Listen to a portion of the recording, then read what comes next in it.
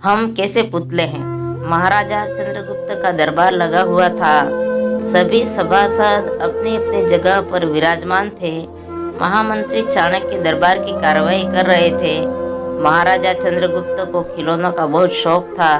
उन्हें हर रोज एक नया खिलौना चाहिए था।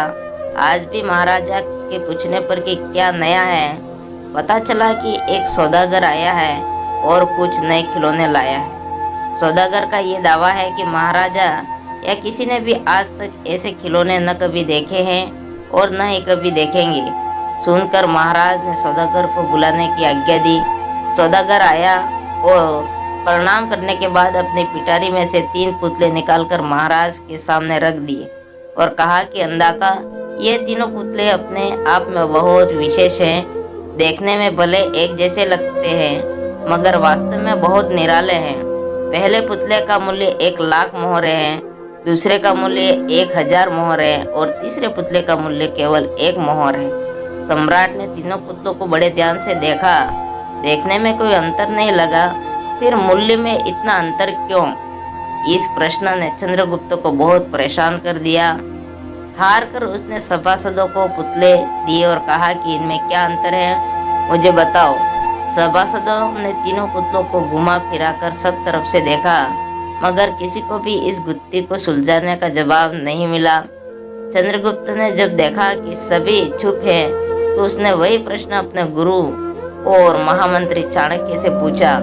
चाणक्य ने पुतलों को बहुत ध्यान से देखा और दरबार को 3 तिनके लाने की आज्ञा दी। तिनके आने पर चाणक्य ने पहले पुतले के कान में तिनका डाला। सबने देखा कि तिनका सीधा पेट में चला गया। थोड़ी देर बाद पुतले के होंठ हिले और फिर बंद हो गए। अब चाणक्य ने अगला तिनका दूसरे पुतले के कान में डाला। इस बार सबने देखा कि तिनका दूसरे कान से बाहर आ गया और पुतला ज्यों का त्यों रहा। ये देखकर सभी की उत्सुकता बढ़ती जा रही थी कि आगे क्या होगा।